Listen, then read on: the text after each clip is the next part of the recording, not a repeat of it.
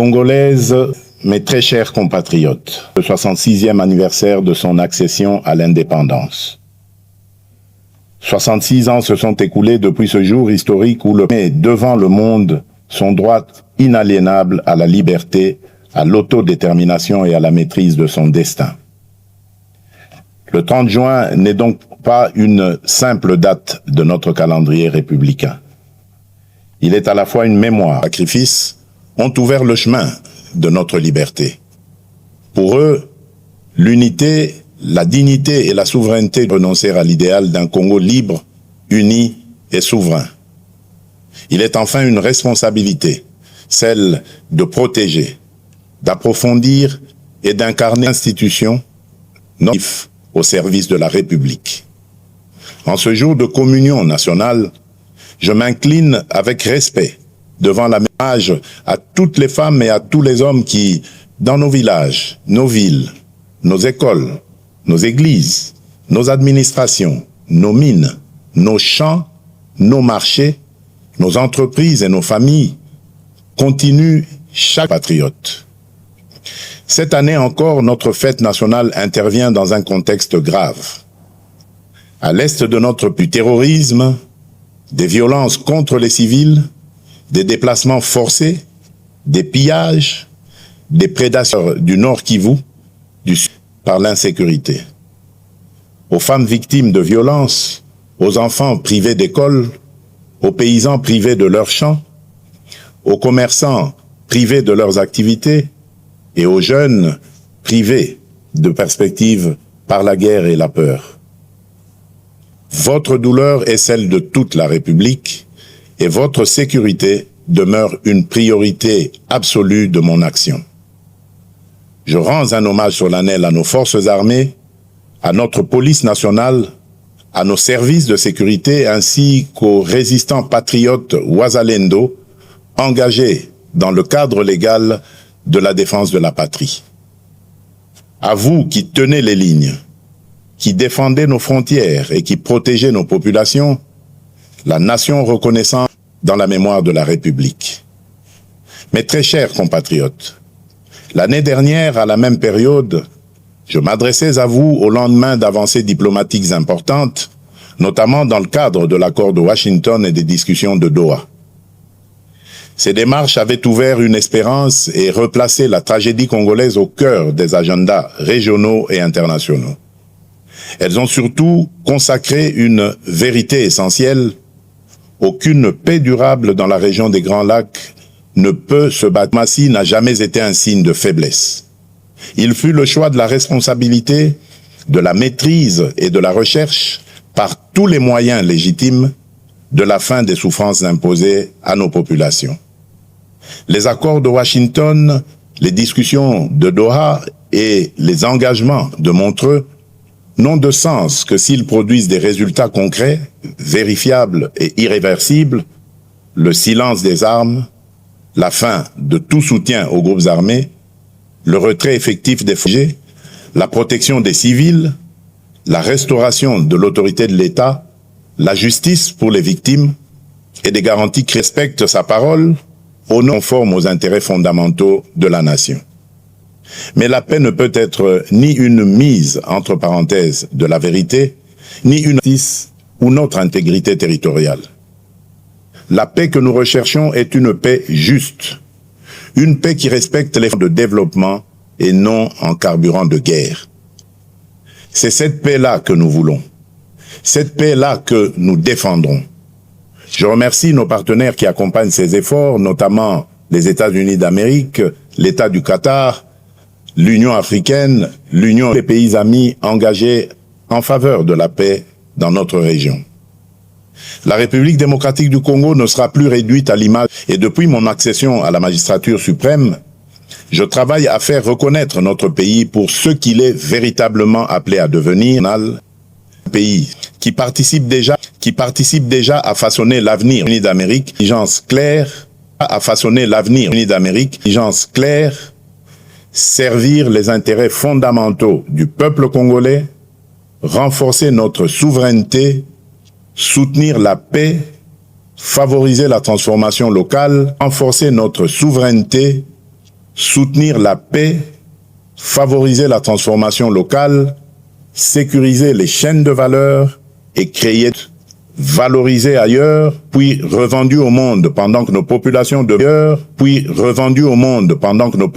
demeuraient dans la pauvreté, appartient désormais au passé.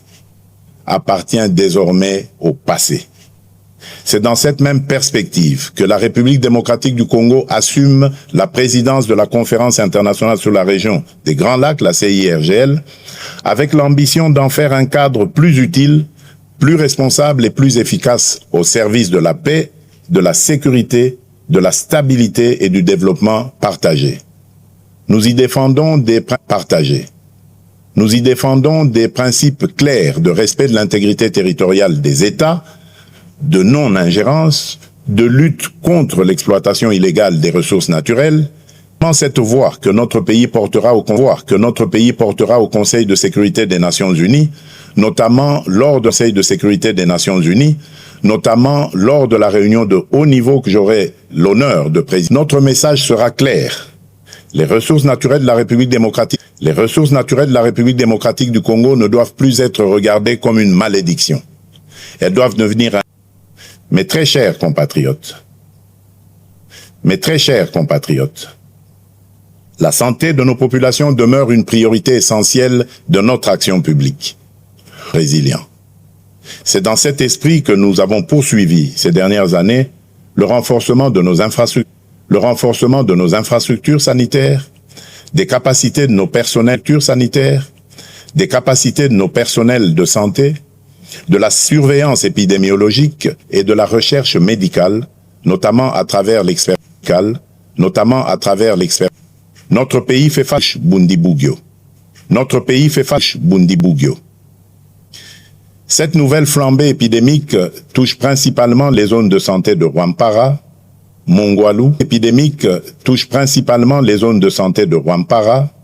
Mongwalu, et Bunia dans la province de l'Ituri. En ces circonstances douloureuses, j'adresse d'abord la face à cette menace lors des précédents isolés américains a été élaboré. Face à cette menace lors des précédents isolés américains a été élaboré. Les premiers moyens nécessaires ont été mobilisés en urgence par le gouvernement afin d'appuyer les opérations sur l'âge et le professionnalisme de nos médecins,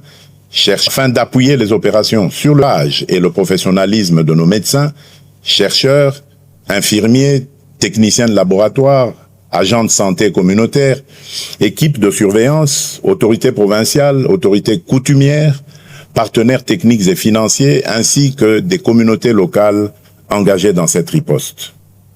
Dans des conditions souvent difficiles, parfois au contact même direct du danger, ces femmes et ces hommes protègent des vies. Rassurent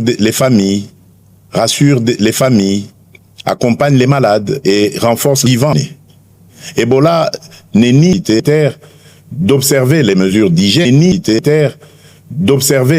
d'hygiène, de signaler immédiatement tout cas suspect, d'éviter les pratiques à risque, la discipline collective, la solidarité nationale et la capacité de l'État à agir rapidement, efficacement et au plus près, des populations. Je vais m'adresser à toutes les Congolaises et à tous les Congolais au-delà des convictions, des sensibilités et des appartenances politiques. Notre pays traverse des sensibilités et des appartenances politiques. Notre pays traverse des débats politiques. Le débat est légitime dans le respect de la République, de ses institutions, de ses lois et de l'intérêt supérieur. Partisane ne vaut plus que la paix de tous. Aucune divergence politique ne doit être plus forte que l'unité de la République. Aucune stratégie du peuple congolais. J'entends en même temps, aucun débat touchant au pacte fondamental de la nation ne peut être conduit dans la précipitation, la manipulation ou l'obsession politicienne. La Constitution n'est ni un instrument de circonstance, ni un objet de constance, ni un objet de convenance. Elle protège la stabilité de la République. En débattre exige donc sérénité, rigueur, et de veiller à, lorsque cela s'impose, de rechercher les voies d'un consensus national responsable. S'agissant de la loi référendaire adoptée de CRR. S'agissant de la loi référendaire adoptée de CRR. La Constitution. Dans une démocratie, aucune décision. Dans une démocratie, aucune décision, aussi importante soit-elle, ne saurait s'affranchir par la aussi importante soit-elle, ne saurait s'affranchir par la porte à aucun de ses enfants d'ailleurs, dès lors qu'ils choisissent la voie de la paix, du dialogue, du respect des institutions et de la loyauté envers la nation. Et de la loyauté envers la nation. Mais le dialogue ne peut être détourné de son sens, ou de remise en cause de la volonté du peuple telle qu'elle s'exprime conformément à la Constitution et aux lois de la République. Nul ne peut prétendre défendre la démocratie. Nul ne peut prétendre défendre la démocratie tout en refusant les principes qui la fondent, à savoir le débat libre, le respect des stades. Je voudrais surtout insister sur un point avec la plus grande fermeté: le recours à la violence, aux armes, à la haine, à la désinformation ou à toute forme d'atteinte à notre souveraineté et à notre intégrité territoriale ne saurait constituer un mode d'expression politique.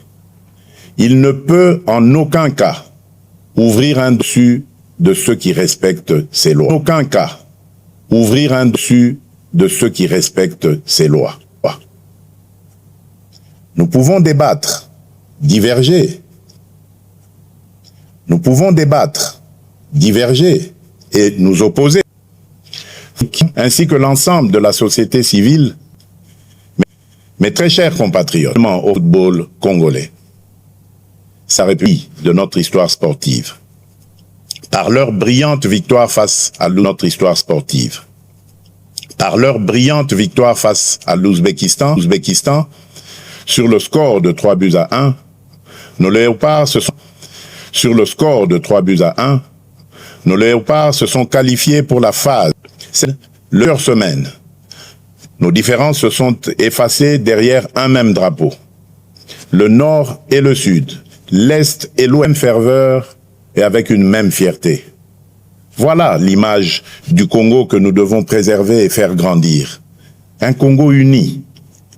Leur combativité et leur attachement au maillot ne se résument pas à ces crises. Cette capacité de croire jusqu'au bout, même lorsque le chemin semble difficile. J'adresse au nom de la nation, supporters, à nos léopards, qui s'apprêtent désormais à défier l'Angleterre en 16e de finale. Je veux adresser un message simple, qui savent que l'histoire n'a pas encore livré son destin. Surtout, mais nous continuons à croire en possible et à écrire. La République démocratique du Congo vous de discipline, de cohésion, d'effort et de patriotisme. L'esprit des léopards doit inspirer la nation entre nos chercheurs, nos entrepreneurs, nos créateurs, ainsi qu'à toutes les femmes et à tous les hommes qui, par leur talent, leur travail et leur excellence, contribuent au rayonnement de la République démocratique du Congo à travers le monde. Debout surtout, force. Et aujourd'hui, plus que jamais, notre responsabilité est d'aller plus loin. L'indépendance politique fut une conquête historique. Notre devoir désormais est d'en faire une souveraineté pleinement vécue, concrète et irréversible. Une souveraineté sécuritaire, afin que plus aucun groupe armé, plus aucune force étrangère, plus aucun agent que les ressources de notre sol et de notre sous-sol servent d'abord le développement de notre pays, la transformation de notre économie, la création de valeurs, une souveraineté numérique soit protégée, modernisée, afin que la République démocratique, là, le sens profond, mais aussi là et de 2050. Le moderne Congo où les richesses nationales du peuple. Ce Congo ne se construira ni par la résignation, ni par la division, ni par la division, ni par l'attente patriotique. Ni par l'attente patriotique. Avec l'entrepreneur qui crée des emplois, nous a donné une nation à aimer. Elle nous confie aussi une république à servir, à protéger et à élever. Servir, confiance, courage et amour pour la patrie. Unis dans la vérité, fermes dans la souveraineté. Bonne tous ceux qui l'ont choisi comme pays de résidence. Je vous remercie.